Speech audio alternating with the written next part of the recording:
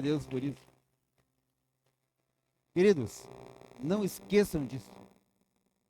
Pratiquem isso. Escrevam isso num papel lá e, se possível, cole na sua testa. Né? Tem uns que têm uma testa maior, assim, dá para colar um papel bem grande. Né? Certo? Tudo bem. Então, queridos, é assim. Quando nós entendemos o que a palavra de Deus tem para a nossa vida e fazemos uso disso, a própria palavra diz que nós somos o quê? Bem-aventurados. Feliz significa bem-aventurado. Quando eu extraio, quando a minha inteligência me permite, olha só que interessante, queridos. Nós, inteligentes que somos,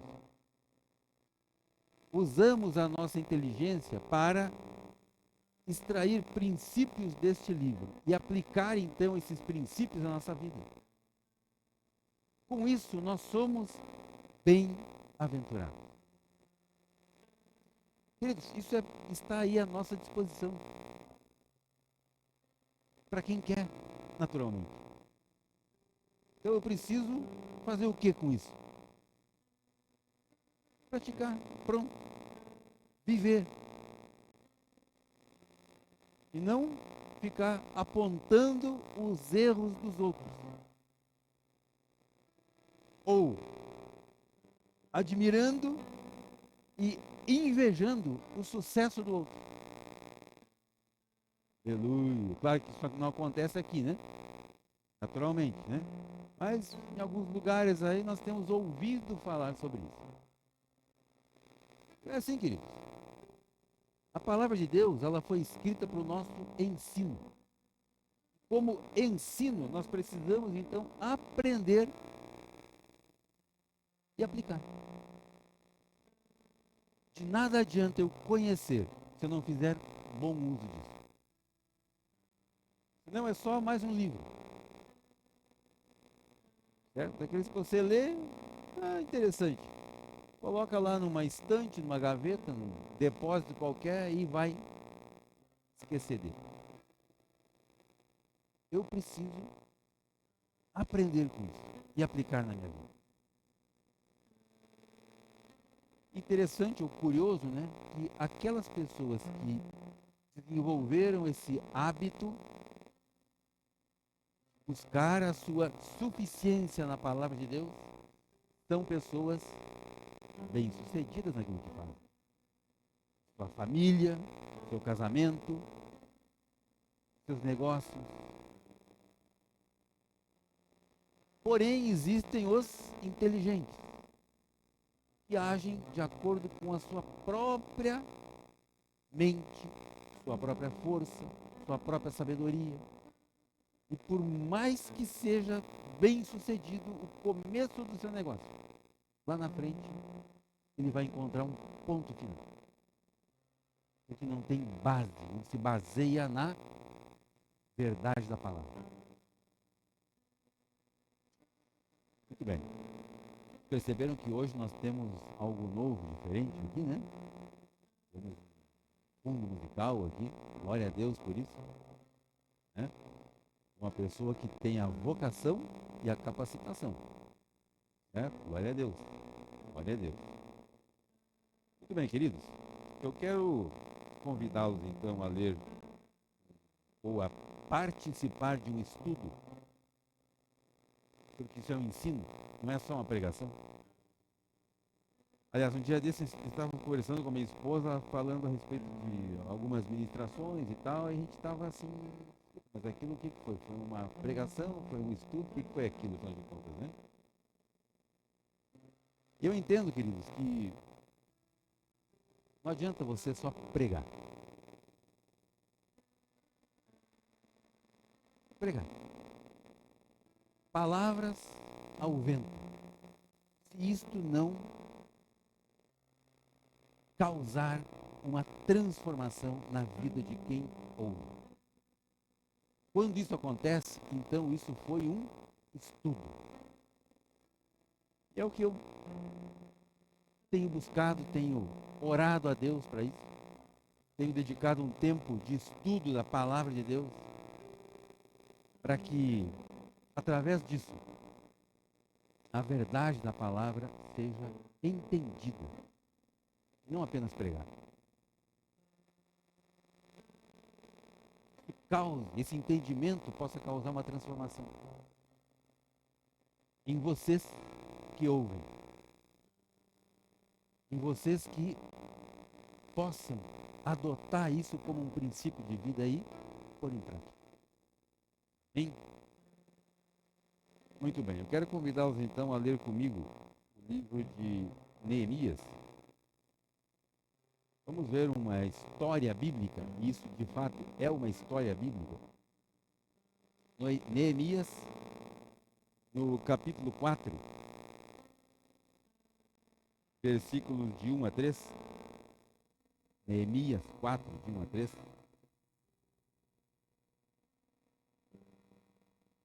Todos vocês naturalmente conhecem esta história bíblica que fala a respeito da reconstrução dos muros de Jerusalém. Depois da destruição de Jerusalém, ela foi destruída, foi queimada. Aliás, como só não bastasse ter destruído, né? Ainda queimaram, certo? E lá na frente, então, um homem chamado Neemias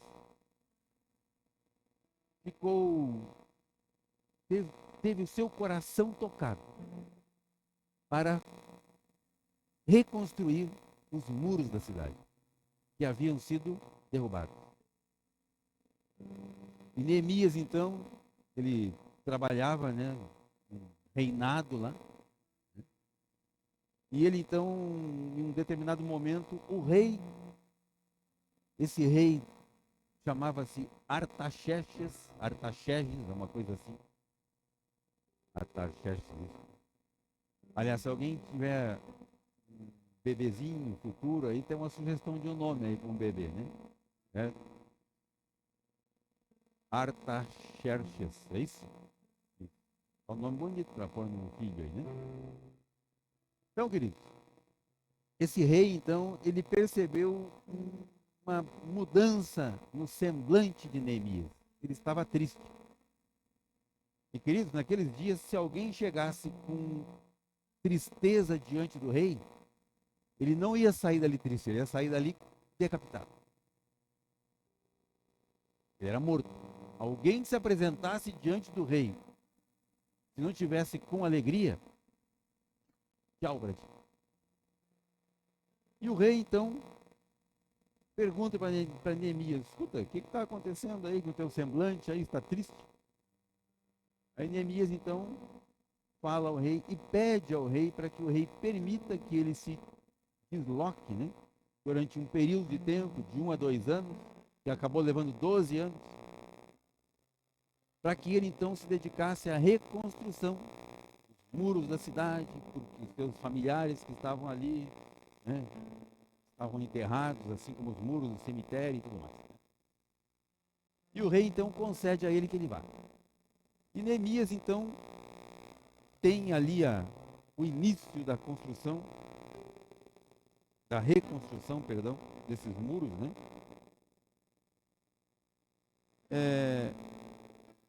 Vamos lá no 4, de 1 a 3. E a sequência da história diz assim: quando Sambalat, outro nome bonito aí, né? Mas não muito aconselhável.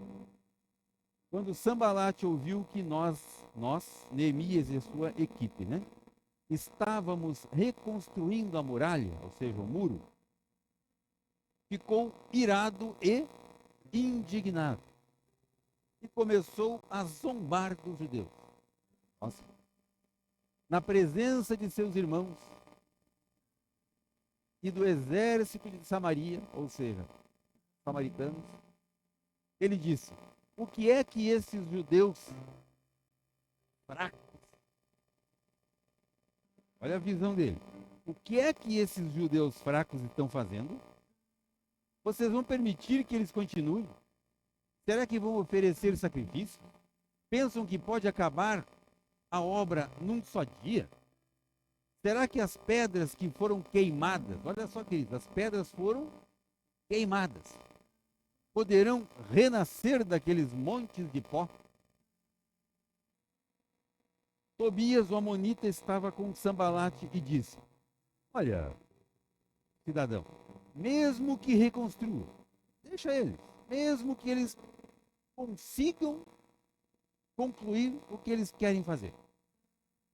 Se vier uma raposa, a raposa era um animal do deserto lá, né? E ela subir, ela encostar nessa muralha, esse negócio vai desabar. Certo, querido? Entendam o tipo de oposição que eles encontraram.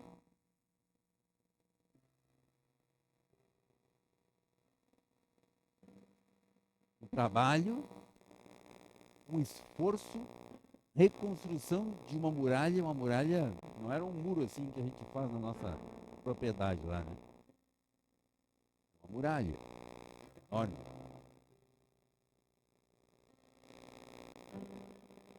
Eles então decidem reconstruir. E algumas pessoas chegam e falam: escuta, o que você está fazendo aí? Você acha que você vai conseguir fazer isso mesmo? Ou seja, uma oposição a um projeto. Queridos, quando você se levantar para realizar um projeto e esse projeto for um projeto divino, você vai sofrer oposição. Só que isso não para por aí. Vamos em frente. Ainda capítulo 4 de Neemias, versículos 7 a 9. Olha só. Mas quando Sambalate, Tobias, os árabes, os amonitas, os asdoditas ouviram que a reparação das muralhas de Jerusalém ia adiante, ou seja, mesmo depois dessa zombaria, eles não desistiram, ia adiante, e que já se começavam a fechar as brechas, ficaram muito irados. Esse povo que se levanta contra aquilo que Deus colocou no teu coração como um projeto, quando eles percebem que a zombaria não faz com que você desista, a ira, ela se acende cada vez mais. Todos se ajuntaram de comum acordo, olha só, para virem atacar Jerusalém e criar confusão. Queridos, isso é comum até os dias de hoje. Quando alguém ou algumas pessoas decidem iniciar um projeto através de uma vocação de Deus para a sua vida, o inimigo ele vai se levantar e vai tentar fazer de tudo para que você desista. Certo? Porém, nós oramos ao nosso Deus e como proteção pusemos guarda contra eles, dia e noite. Aqui pode-se considerar aquele texto, né? Orai e vigiai. Guarda, orai. Dia e noite, vigiai. Nossa. Então os que estavam em Judá disseram: os carregadores já não têm mais força. E os escombros são muitos. Nós mesmos não seremos capazes de reconstruir a muralha. Veja bem, aqui não está falando em todo o grupo que estava reconstruindo o muro. Está falando de uma parte desse grupo. Os carregadores. Esses carregadores já não têm mais força. Além disso, os escombros são muitos. Queridos, aqui não está falando do lixo, que naturalmente existia ali. Está falando dos escombros. Está falando dos entulhos. Aqueles entulhos que muitas vezes as pessoas decidem armazenar, guardar. Não, isso aqui é lixo, mas é um lixo bom, né? Vamos aproveitar. Esses escombros, esse entulho, ele fala das doutrinas, das velhas doutrinas. E se não forem deixadas para trás, elas vão continuar entulhando a sua vida. E impedem você de avançar.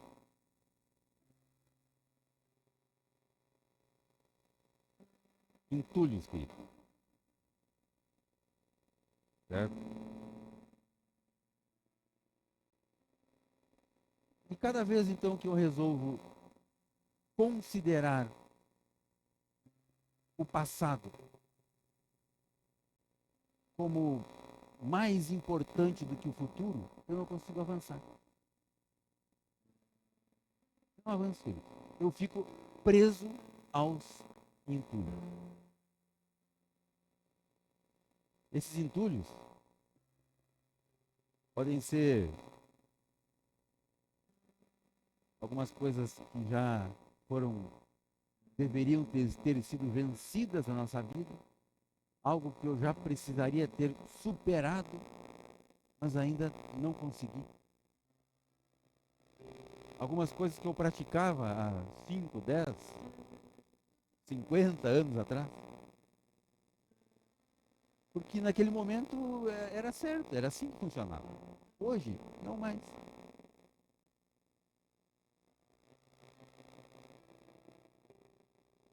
Paulo, ele fala que as coisas velhas devem ser deixadas para trás. Certo? Se eu não me engano, está no livro de Mateus, Mateus capítulo 4. Mateus 4 não, Mateus sim, né? Mateus 4. Vamos ver aqui. Mateus 4. Vamos encontrar aqui. Mateus 4.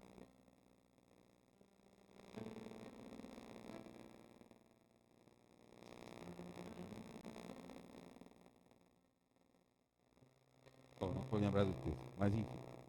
Né? Aliás, Filipenses 3. Vamos lá. Coloque ela para nós. Filipenses 3, 13 e 14. Isso aí. Olha só. Olha o que Paulo diz, querido. Irmãos, quem são estes irmãos a qual ele se referia? Somos nós, a igreja. Irmãos, quanto a mim, falando dele aqui, não julgo havê-lo alcançado, ou tendo alcançado, mas uma coisa faço, esquecendo-me das coisas que ficam para trás, e avançando para que estão diante de mim, à frente de mim, prossigo para o alvo, para o prêmio da soberana vocação de Deus em Cristo Jesus. Queridos, o que esse homem entendeu foi uma coisa fantástica. Quisera nós termos esse entendimento nos dias de hoje. Queridos, se ele alcançou isso, nós também podemos. Um tempo atrás nós fomos isso é uma frase que ficou gravada na minha memória, né? Nós fomos uma formatura, um curso de advocacia, hein? E um dos formandos, né, deu um testemunho. Naturalmente, esse rapaz deveria vir de uma família assim com algumas dificuldades de mantê-lo, né, naquele curso. E ele falou que uma palavra do avô dele, né, quando ele iniciou o curso, que ele falou, não posso mais continuar, não consigo mais, não tem mais jeito. Aí o avô dele falou assim, meu filho, não existe nada que um homem faça que um outro também não possa fazer. Então vai. Vai, continua. Você também vai conseguir. Ele conseguiu. Eu estou falando, essa pessoa, não sei se ela era cristã ou o que era, isso não interessa. Isso é um princípio, queridos. Um princípio da perseverança. Certo? Muito bem, vamos em frente. Vamos agora ao livro de 1 Samuel, capítulo 17. 1 Samuel 17, versículos 1 a 4. 1 Samuel 17, 1 a 4. Aqui é uma história conhecida também. Fala a respeito de Davi e Golias. Então o texto ele começa assim: os filisteus reuniram as suas tropas para a guerra em Socó, um lugar lá, né? Que fica em Judá. Eles acamparam entre Socó e Azeca, ou Azecá, né? Em Éfes-Damim. Saul, o rei Saul, e os homens de Israel se reuniram e acamparam no vale de Elá, e ali ordenaram a batalha contra os filisteus. Quer dizer, não havia iniciado a batalha ainda, né? Os filisteus estavam no monte e os israelitas estavam no outro monte, ficando o vale no meio deles. Então, do arraial dos filisteus, saiu um guerreiro chamado Golias. Ele era da cidade de Gato. Tinha quase 3 metros de altura, ou seja, o cara era grande, forte. Ele metia medo nos seus oponentes. Queridos, nesse momento dessa história bíblica, a palavra nos diz que o exército inimigo, o exército dos filisteus, que iam lutar contra o exército de Israel, eles tinham entre eles ali um guerreiro valoroso, forte. Aos olhos deles, poderoso. Certo? Vamos lá.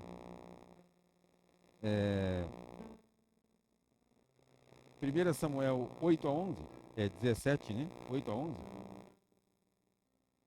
1 Samuel 17, 8 a 11. Olha o que a palavra nos diz. Golias, que era o nome desse guerreiro, né? Parou e gritou para as tropas de Israel: para que vocês saíram para formar a linha de batalha? Não sou eu filisteu e vocês servos de Saul? Escolham entre vocês um homem que venha lutar comigo. Se ele puder lutar comigo e me matar, ou seja, me vencer, seremos servos de vocês. Mas se eu o vencer e o matar, vocês serão nossos servos e nos servirão. E o filisteu continuou: hoje eu desafio as tropas de Israel. Dei-me um homem para que lute comigo. Quando Saul e todo o exército, e todo o Israel, o exército, né, ouviram essas palavras do filisteu, ficaram assustados e com medo. Queridos, o inimigo se levantou, proferiu palavras e simplesmente esses homens ficaram com medo. Não só os soldados, como também o rei, o capitão, o chefe deles, também ficou com medo. E a história fala a respeito de pessoas, então, aqui que eram capacitadas para a guerra e pessoas que tinham uma vocação na sua vida. Certo? E nós vamos entender, queridos, uma diferença entre vocação e capacitação ao longo aqui do nosso texto. Certo? 1 Samuel 17 ainda, versículo 21 e 22. Olha só. Os israelitas e filisteus se puseram em ordem, fileira contra fileira. Davi deixou o que trazia aos cuidados da guarda da bagagem, do guarda da bagagem, e correu para a batalha. Quando chegou lá, perguntou a seus irmãos se estavam bem. Enquanto Davi ainda falava com eles, eis que vinha subindo do exército dos filisteus o guerreiro cujo nome era Golias, o filisteu de Gate, e falou as mesmas coisas que havia falado anteriormente. E Davi escutou. Ou seja, conta que Davi, ele foi enviado por seu pai para levar então mantimentos aos seus irmãos, os seus 13 irmãos mais velhos, que estavam na batalha, que estavam acompanhando o exército. E o pai então pede para Davi, que era o filho mais jovem, ir até lá para levar. E queridos, nesse momento, Davi, que era um menino, ele já havia sido ungido rei. Ele já era rei, mas ele não ocupava essa função. Quem era o rei? Era Saul. Certo? Então Davi, o que ele faz? O pai dele pede e ele obedece, ele cumpre. O pai pediu, vá até lá, leve esses grãos, leve esse pão, leve isso, esses mantimentos com seus irmãos. E o que ele faz? Ele vai. Antes de ir, a história bíblica diz que ele deixou as ovelhas que ele cuidava, que ele apacentava, ele deixou sob a guarda de um cuidador. Ele não virou as costas. Não, meu pai me pediu para fazer isso, então eu levanto a cabeça e vou. Não, não fez isso. Ele pegou as ovelhinhas, levou até um cuidador e deixou essas ovelhas sob o cuidado. Aí então ele foi.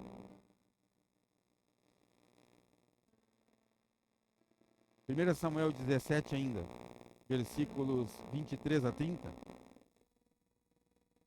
Olha só, enquanto Davi ainda falava com eles quem? Seus irmãos.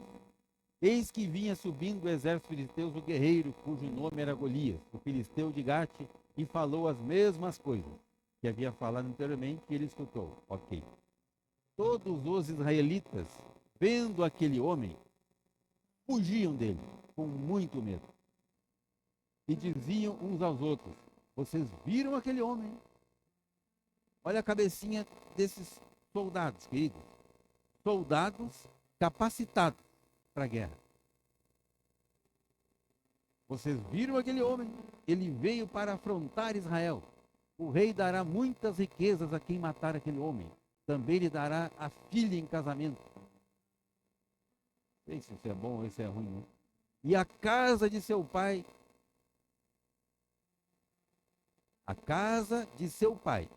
isentará de impostos em Israel. Quer dizer, naquela época também já havia impostos, né? Próximo. Então Davi perguntou aos homens que estavam perto dele, os homens que falavam isso: o que será dado ao homem que matar esse filisteu e livrar Israel de tal afronta? Quem é esse filisteu incircunciso para afrontar os exércitos do Deus vivo? Filhos, olha só o entendimento de Davi. E esse entendimento, ele só existe por conta de uma vocação. Quando Davi foi ungido, ele foi vocacionado para ser rei. E ele já era rei. Apenas não ocupava, mas ele já era rei. O povo lhe repetiu as mesmas palavras, dizendo: é isso que será dado ao homem que o matar. Eliabe, o irmão mais velho de Davi, ouviu Davi falando com aqueles homens. Ele ficou, o quê? Irado com Davi e disse: queridos, era o irmão dele. Família, irmão, sangue. Davi tinha ido, Davi, Davi estava obedecendo uma ordem do seu pai, também era pai dele, para ir até lá e levar mantimentos para eles. Mas esse cidadão, esse Eliabe, ficou o quê? Irado com Davi. E disse: por que você veio para cá? E com quem você deixou aquelas poucas ovelhas no deserto? Olha a visão do irmão, querido. Sei que você é presunçoso e mau. É o capeta falando, né? Só pode ser, né? Você veio aqui só para ver a batalha, para ver os outros morrerem, né? Próximo. Davi respondeu: o que foi que eu fiz agora? Se Davi pergunta o que foi que eu fiz agora, porque isso era repetido, né? O que eu estou fazendo dessa vez? Apenas fiz uma pergunta. Então Davi se desviou dele, na direção de outro, e fez a mesma pergunta. E o povo lhe deu a mesma resposta de antes. Queridos, Davi, ungido rei, vocacionado para ser rei, não se conteve com as palavras do seu irmão. Você poderia, né? Porque era o irmão mais velho, né? Não. Simplesmente ele ignorou aquela afronta. E foi então e perguntou para outra pessoa, e ele então lhe deu a mesma resposta. Queridos, quando a nossa vocação nos conduz a fazer algo que será histórico, que vai entrar para a história, algo que vai mudar uma história, pode ter certeza, vão se levantar pessoas para tentar estragar aquilo que você deseja fazer. Foi no caso de Neemias, aconteceu com Davi. Porém, eles tinham consciência da sua vocação e não retrocederam, não voltaram atrás. Essa história de Davi continua, né? Davi teve êxito contra um gigante. Contra esse gigante que se levantava para afrontar o exército de Israel. Queridos, Davi não era um soldado capacitado para a batalha, mas ele tinha uma vocação. E a vocação de Davi trouxe uma capacitação espiritual. E através dessa capacitação espiritual, ele venceu.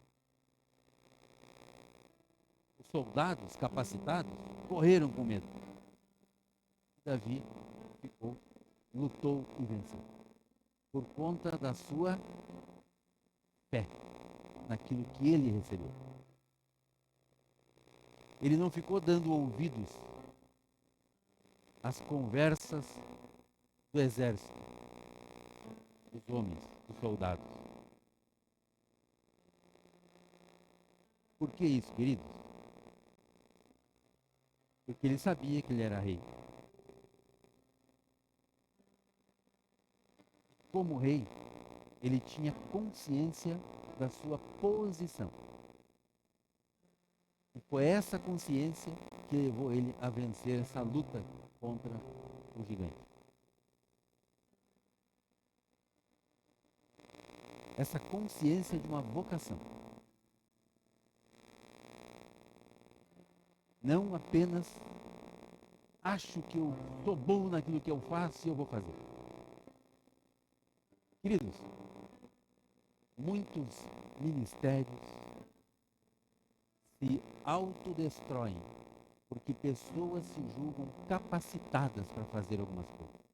O camarada é tão bom naquilo que ele faz que ele acha que está tudo certo, está tudo resolvido. É só começar a fazer e a coisa vai acontecer. Um exemplo disso, o cara é tão bom na dialética, é um expert em desenvolver assuntos e tal, né? Que ele sobe no púlpito e todo mundo aplaude, gosta, uau, que maravilhoso, o cara é bom, hein? Ah, o cara é bom. Só que isso não é eterno. Não se fala das coisas eternas. Apenas se apresenta uma capacidade. E essa pessoa não tem uma vocação. Mas ele é bem capacitado no que ele faz. O futuro disso é incerto. Quer ver uma pessoa muito capacitada naquilo que fazia? Está na Bíblia, inclusive. Certo? O cara era tão bom, mas tão bom naquilo que ele fazia, que a palavra diz que ele era o sinete da perfeição. Você sabe o que é um sinete? Sinete é aquele selo que se colocava quando se selava uma carta. Sinete. Sinete da perfeição. Um outro texto compara ele com pedras afogueadas. Gente, pensa num cara bom naquilo que ele fazia. Tão bom que ele era, que ele, em um determinado momento, considerou que ele precisava ter uma remuneração daquilo. E a remuneração era ser igual ao seu Criador.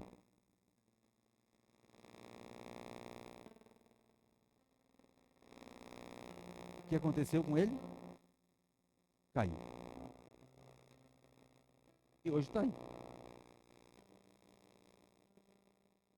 Causando nos ministérios. Tentando jogar por terra aquilo que Deus colocou no teu coração, que é a sua vocação, o seu chamado de Deus.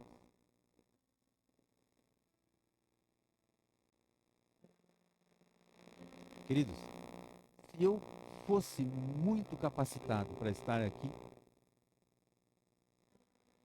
talvez nós já estivéssemos em outro lugar. Por um tempo. E logo isso ia acabar. Mas como eu não sou capacitado, mas eu acredito que eu tenho uma vocação, aliás, não fui eu que pedi para ser ungido pastor, eu não fui pedir. Né? Minha esposa sabe, alguns irmãos sabem disso.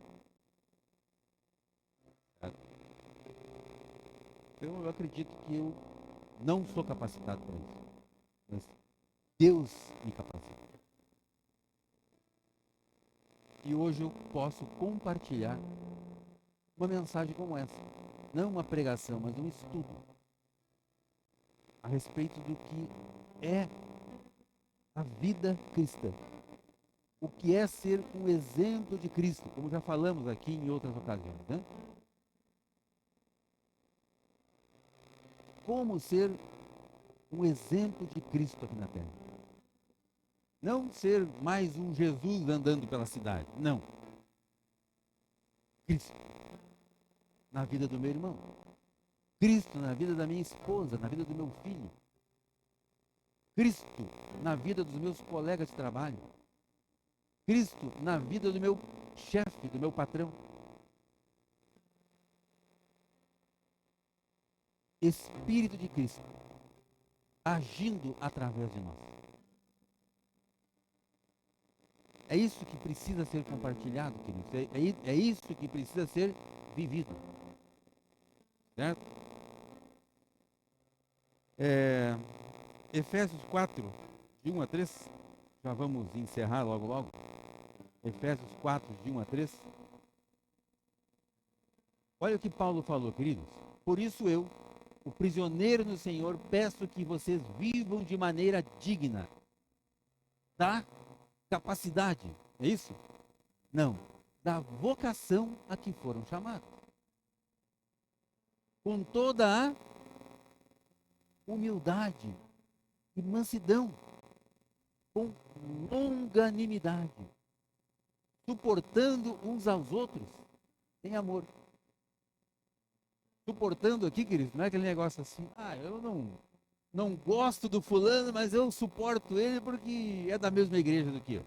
Não, suportando, queridos, é você dar apoio, dar suporte a essa pessoa. É isso mesmo. Vai ter momentos em que nós vamos ter que fazer isso. Nós vamos ter que suportar, dar o suporte necessário a algumas pessoas. Fazendo tudo para preservar a unidade do Espírito no vínculo da paz. Há somente um corpo e um só Espírito, como também uma só a esperança para a qual vocês foram chamados. Então, queridos, existe sim um chamado para a nossa vida. Existe um chamado, certo? Efésios 4, ainda 7 e 8. Efésios 4, 7 e 8. Olha o que ele diz. Olha a conclusão que ele chegou. E a graça foi concedida a cada um de nós. Cada um de nós significa que cada um dos que estão aqui, ou seja, nós que estamos aqui, recebemos essa graça. Ela já foi concedida, querido. Você não tem que fazer corrente, fazer campanha, fazer sei lá mais o que, né? Para que você seja abençoado. Entenda, você já foi abençoado. A graça foi concedida a cada um de nós, segundo a medida do dom de Cristo. Próximo. Por isso diz, quando ele subiu às alturas, levou cativo o cativeiro e concedeu dons aos homens. Ora, o que quer dizer subiu, senão que também havia descido até as regiões inferiores da terra. Próximo. Aquele que desceu é também o mesmo que subiu acima de todos os céus, para encher todas as coisas. Olha só. Certo? Queridos, esses dons a qual a palavra se refere são os atributos de Cristo na nossa vida. Deu dons aos homens. Atributos de Cristo. Ele, Cristo, significa o Cristo. Isso pode ser também disseminado através de nós. Ter Cristo na vida do meu irmão. Bem? E para nós encerrarmos, de fato, Mateus 4. Mateus 4, 1. Mateus 4, 1. Vou ver o que diz ali. Mateus, capítulo 4. Acho que é isso. Olha só. A seguir, Jesus foi levado pelo Espírito ao deserto para ser tentado pelo diabo. Queridos, aqui está dizendo o seguinte, ó, logo após Jesus ter batizado, seguir, né? Ele foi conduzido ao deserto. Foi conduzido ao deserto pelo Espírito. Ele não foi porque ele quis. Entendo essa diferença. O Espírito capacitou Jesus para ir até o deserto, onde lá ele ia ser tentado, provado. E depois de jejuar 40 dias e 40 noites, não queira ser igual aqui, você vai ter problema de saúde, certo? Depois de Jesus ter jejuado, aliás, a Bíblia só fala de 4 pessoas, né? Jesus e mais 3, Moisés, Elias e... esqueci o outro. Que jejuaram por 40 dias e 40 noites. Moisés, Elias e... Bom, tem mais um. Tá? Próximo. Então o tentador, aproximando-se, disse a Jesus: se você é o Filho de Deus, queridos, o inimigo, ele veio, inclusive, tentando colocar uma dúvida no coração de Jesus. Ó, escuta aqui, ó. Se você é realmente o Filho de Deus, mande que essas pedras se transformem em pães. Por quê? Ele estava com fome. Fazia 40 dias que ele não comia nada. Imagina, ele estava tendo algumas visões, uma miragem assim, né? Estava vendo uma pizza gostosa, assim, uma churrascaria com um espeto corrido, assim, passando por ele. Aí vem o diabo e fala assim: ó, manda essas pedras se transformarem em pão. Jesus respondeu: está escrito, o ser humano não vive só de pão, mas de toda a palavra que procede da boca de Deus. Próximo. Então o diabo levou Jesus à cidade santa, colocou-o sobre o pináculo do templo, ou seja, o ponto mais alto do templo, e disse: se você é o Filho de Deus, ó, segunda vez, hein?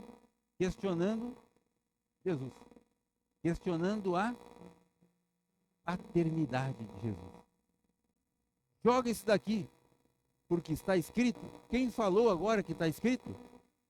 O diabo. O diabo conhece muito bem a palavra, querido. Aos seus anjos dará ordem a seu respeito e eles os sustentarão nas suas mãos, para que você não tropece em alguma pedra. Jesus respondeu: também está escrito, não ponha à prova o Senhor seu Deus. Parece que houve ali uma batalha, né? Um cita a palavra, o outro vai lá, encontra um outro texto e rebate aquilo ali. Certo? O diabo ainda levou Jesus a um monte muito alto, mais alto, né? Mostrou-lhe todos os reinos do mundo e a glória desses reinos. E disse: tudo isso te darei, se prostrado me adorares. Então Jesus lhe ordenou: vá embora, Satanás, porque está escrito: adore o Senhor seu Deus e preste culto somente a ele. Com isso, o diabo deixou Jesus. Deixou Jesus e eis que vieram os anjos. Os anjos de Deus, não os anjos caídos. Serviram Deus. Queridos, aqui nós podemos entender o que nós falamos sobre vocação e propósito. Jesus, no momento em que ele foi batizado pelo Espírito Santo, ele recebeu o Espírito Santo, ele foi capacitado, ele tinha uma vocação. E essa capacitação não veio dele, mas do Espírito. Então, queridos, tudo que nós fizermos, vamos fazer dentro daquilo que nós fomos chamados, como nossa vocação. Porém, eu preciso estar capacitado para cumprir, então, essa vocação. Ser capaz é uma coisa, ter autoridade é totalmente diferente. Autoridade possui quem foi chamado. Neemias foi chamado para reconstruir o muro. E os inimigos não conseguiram influenciar para que ele desistisse. Davi foi chamado para levar o alimento para os seus irmãos. E mesmo os irmãos tendo afrontado ele, ele não desistiu do projeto divino, que era matar o inimigo. O inimigo era dele? Não, o inimigo era do exército de Israel. E Davi, até aquele momento, ele não era um guerreiro. Ele se tornou um guerreiro por conta do seu chamado, da sua vocação. Quem capacitou ele foi Deus. Capacitação espiritual. Queridos,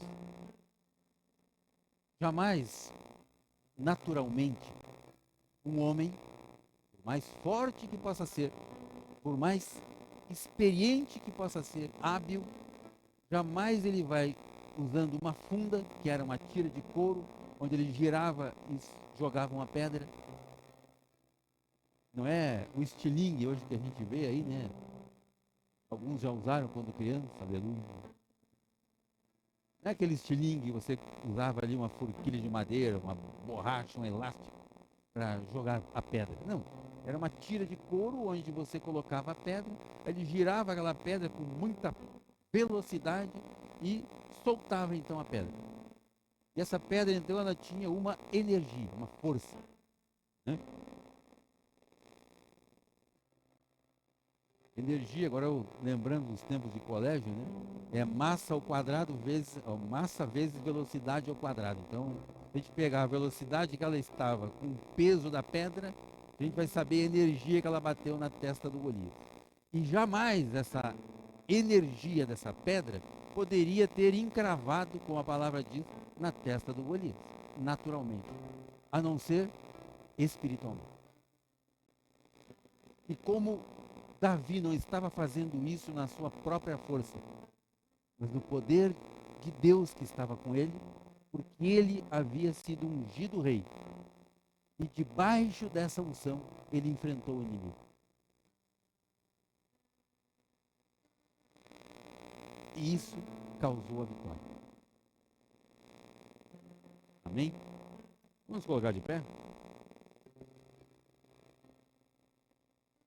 Eu gostaria que esse texto, ou esses textos que nós lemos, causasse ao menos uma reflexão na nossa vida. O que nós temos feito com aquilo que nós fomos vocacionados. E também com aquilo que nós somos capazes de fazer.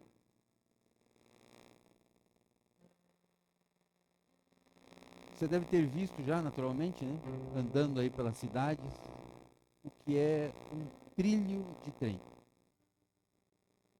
São paralelas, que seguem lado a lado. Então existem dois tipos de linhas. Linhas que seguem uma acompanhando a outra e linhas que se cruzam. Como, por exemplo, a cruz de Cristo. Então nós temos aqui duas linhas cruzadas. Uma linha na vertical, outra na horizontal. Horizontal remete à nossa humanidade, ser humano. O vertical indica Cristo na nossa vida. E, queridos, e essas linhas se cruzam.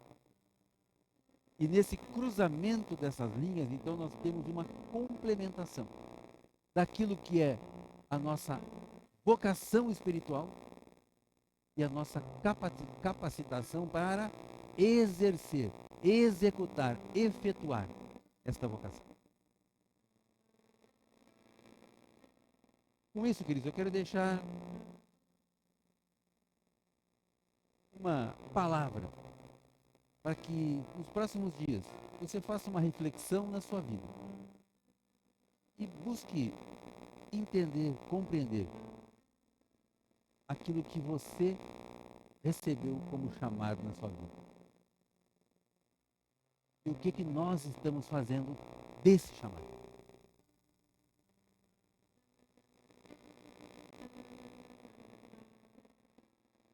O que eu faço com isso?